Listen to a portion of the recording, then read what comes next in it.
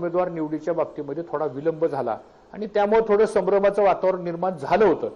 पण आम्हाला आनंद आहे की मोहन जोशी सारखा एक सामान्य कार्यकर्ता हा पण मेसेज आशिष आत्ताच्या काळामध्ये कार्यकर्त्यामध्ये जाणं गरजेचं आहे की पक्ष सुद्धा एखाद्या सामान्य कार्यकर्त्याला सुद्धा उमेदवारी देऊ शकतो। नाहीतर आयाराम गयारामच्या उमेदवारीमुळे जर पक्ष चालणार असतील, कुठलेही पक्ष घ्या, तर ते लोकांमध्ये फारसं रुजत नाही। आज आम्हाला आनंद आहे की मोहन जोशी सारखा एक निष्ठावंत प्रामाणिक कार्यकर्ता ज्यांनी 30-35 वर्षापेक्षा अधिक काळ पक्षासाठी काम केलेलं आहे आणि त्यामुळे सामान्य कार्यकर्त्यामध्ये उत्साह आहे। तुम्ही आता म्हणाला की ही निवडणूक कदाचित टफ झाली असती, निवडणूक आजच टफ झालेली आहे। लोकशाहीमध्ये कधी कुठल्या उमेदवाराला कमी लेखू नये, कोणाचा अंडर एस्टिमेट कधी करू नये आपण।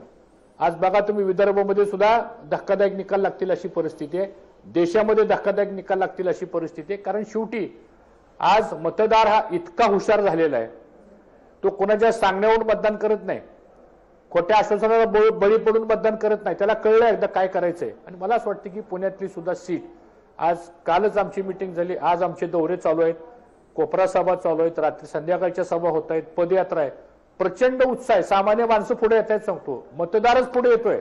ठीक आहे, आमच्याकडे मोठमोठे कार्यकर्ते नसतील, परंतु सामान्य कार्यकर्ता जो आहे तो घराघरामध्ये जाऊन स्वतःहून तो आज या निवडणुकीचं काम करतोय। मला असं वाटतं असे कार्यकर्ते ज्यावेळेस बाहेर पडतात त्याला कोणाला भाड्याने आणावं लागत नाही, त्याला वेगळी व्यवस्था करावी लागत नाही, स्वतःहून ज्यावेळेस माणसं पुढे येतात त्यावेळेस मला असं वाटतं की ती परिवर्तनाची एक लाट असते। आणि म्हणून निश्चितच पुण्यातली जागा सुद्धा, आता मी जर म्हणलं की आम्ही जिंकणार तर काय लोक म्हणतील अतिशयोक्ती म्हणून बोलतायत, घोडं मैदान काय लांब नाही आता सांगतो। आणि ठीक आहे सर, निष्ठावंत काँग्रेसमन पक्षाच्या ही जी व्याख्या आहे ती काँग्रेसच्या घराण्यांना आजवर लागू होती, पण आता घराणी पण काँग्रेसची अपवाद ठरलीत। म्हणजे मोहिते पाटलांचा वारसदार घ्या, रणजितसिंह मोहिते पाटील, ते भाजपमध्ये गेले, किंबहुना राधाकृष्ण विखे पाटील यांचा मुलगा सुजय विखे पाटील हाही भाजपमध्ये गेला। आणि आता बातमी अशी येते की 12 एप्रिलला नगरमध्ये नरेंद्र मोदींची जी सभा आहे त्या सभेत विरोधी पक्ष नेते, तुमचे नेते राधाकृष्ण विखे पाटील भाजपमध्ये प्रवेश करतील। तुम्ही कसं बघता याकडे? कारण मध्यंतरी तुम्ही विजयसिंह मोहिते पाटलांना सुद्धा भेटला होतात।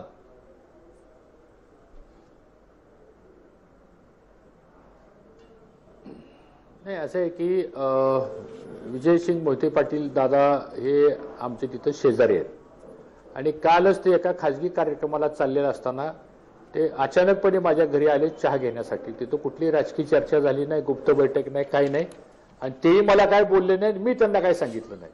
त्यामुळे उगाच ते काहीतरी आता एक टेबल न्यूज ज्याला म्हणतो आपण, ती टेबल न्यूज झाली, त्याबद्दल काय मला फार खुलासा करायचा नाही। मी कालच त्या क्षणाला त्या संदर्भातला खुलासा केलेला आहे।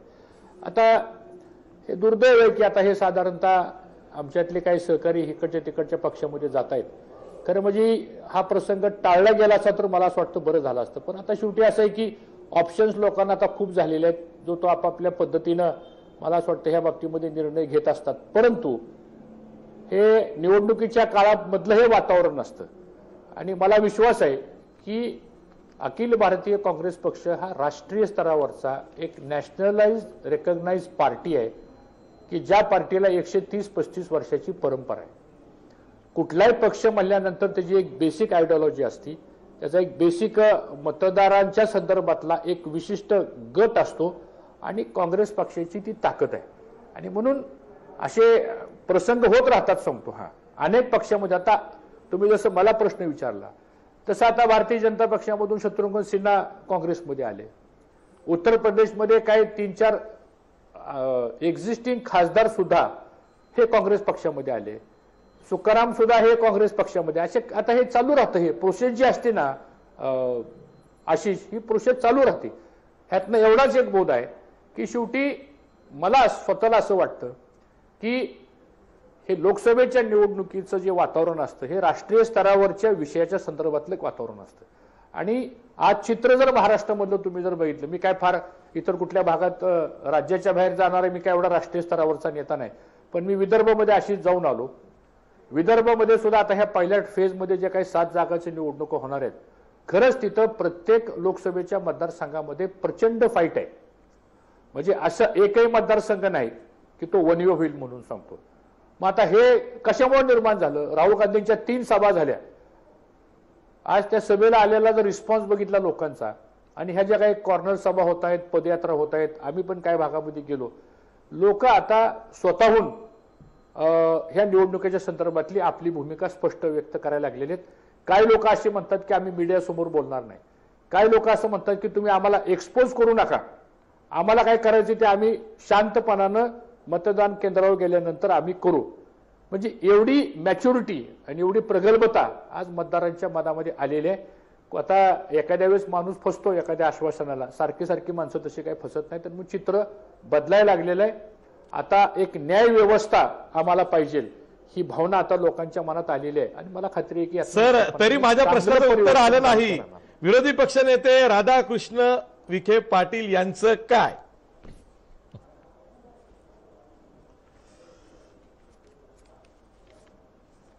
नाही, आता ते काँग्रेसमध्ये आहेत. आता तुम्ही सांगताय मला, मी प्रचारात आहे.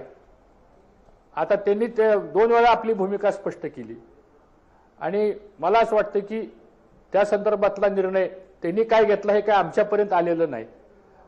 आणि दुसरा मुद्दा असा आहे की या बाबतीमध्ये कुठलीही भूमिका आज आमच्या पक्ष पातळीवरती त्यांच्या संदर्भातली काय आलेली नाही. आणि तसं जर काय असेल तर याबद्दल आमचे जे वरिष्ठ नेते आहेत आशिषजी, ते याबद्दलची आपली भूमिका व्यक्त करतील. ठीक आहे सर. सर तुम्ही वेळात वेळ काढून, म्हणजे प्रचाराची धामधूम आहे त्यात वेळ काढून ही मुलाखत दिली त्याबद्दल धन्यवाद. हे होते राज्याचे ज्येष्ठ नेते हर्षवर्धन पाटील.